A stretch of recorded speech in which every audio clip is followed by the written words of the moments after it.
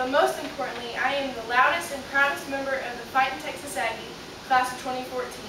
A, woo!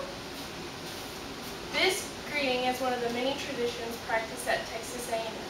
Texas A&M's foundation was built upon tradition, and some of its most well-known traditions are silver taps, mustard, and the 12th man.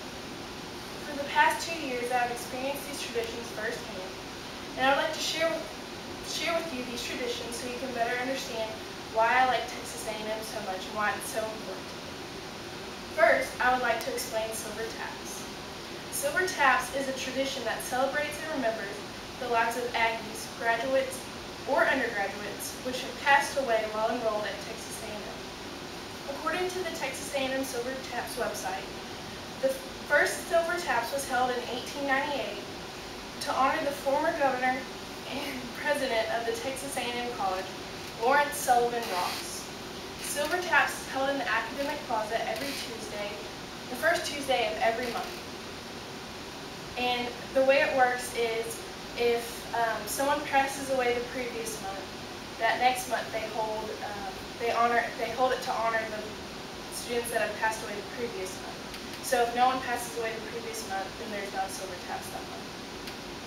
On the day of Silver Taps, a small card with the deceased student's name, class, major, and date of birth is placed at the base of the academic flagpole in order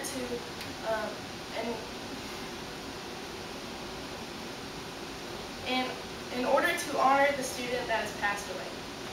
At 10:15, all the lights around campus are turned off, and students gather around the statue of Lawrence Sullivan Ross as the hymns chime from Alberton Tower. And at 10:30, the Ross Volunteer Firing Squad marches into the plaza and fires 3 rifle volleys. And according to the Silver Taps website, the taps is played 3 times from the dome of the academic building, once from the north, once from the south, and once from the west, but not from the east, because the sun will never rise on that Aggie again. Another important tradition that makes Texas A&M unique is muster. Muster is the tradition that unites the past Aggies with Aggies present. It is Texas A&M's most solemn and most visible tradition. According to the muster website, the first muster was held on June 26, 1883, but it wasn't until 1922 that April 21st became the official date of muster. And according to the Aggie Muster website, muster is celebrated in more than 400 places worldwide, with the largest ceremony on the Texas A&M campus in College Station. The ceremony brings together more Aggies worldwide on one occasion than any other event. Muster was established to bring Aggies together. Each campus muster is dedicated to the 50-year class reunion, and it's an all-day event. At the beginning of the day, they have a barbecue with the alumni and present students, and then the alumni can tour the campus that afternoon. But according to the Aggie Muster website, later that night, when the muster ceremony begins, it consists of an address by a keynote speaker, the reading of poems, and it's followed by the roll call of for the absent. And the roll call for the absent is the speaker has a list of the students and present students and past students that have passed away since the last muster, and he calls out their name, and their family and friends answer here for when the person that they are honoring, their name is called. Then a candle is lit in order to honor the student or the past student that has passed away, to symbolize that even though they're not here in present, they'll always be here in the Aggie spirit. Softly call the muster, let the comrade answer here. One of the last traditions that Aggies hold in their hearts is the 12th man. According to the 12th man website, the tradition of the 12th man was born on the 2nd of January, 1922, when the underdog Aggie team was playing Century College. As the game went on, a number of the Aggie football players were injured, and the coach, Donna X. Bible, had to dig into his limited reserve, and he was very sparse on players. But he remembered that one of his former football players was up in the press box helping the announcers identify the football players.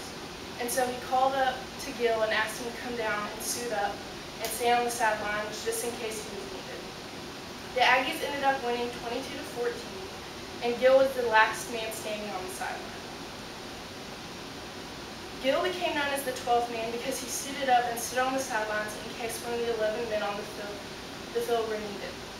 And even though he never stepped out on the field, that really sparked the Aggie spirit and fired up Aggies and let everyone know that's what A&M's all about, is standing up and helping each other out and standing behind each other and backing up everyone and supporting everyone. So now the entire student body at A&M is the 12th man, and we stand the entire football game to show our support. So in conclusion, I can tell you about the different traditions of Texas A&M and what make them the spirit of Aggie land. But you really cannot understand it until you experience it firsthand. You don't understand silver taps until you stand in the midst of the night as the buglers play the silver taps and you get chills.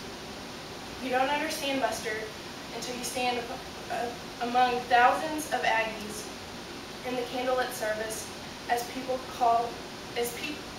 answer and say here for the fallen Aggies. And you don't understand the 12th man until you stand in a football game for 4 hours in the beaming sun, practicing yells with the yell leaders and waving your towel above your head. I can try and help you understand, but you really don't understand it until you're in an Aggie shoes. That is why the Texas A&M Traditions website has a saying, there is a spirit that can never be told.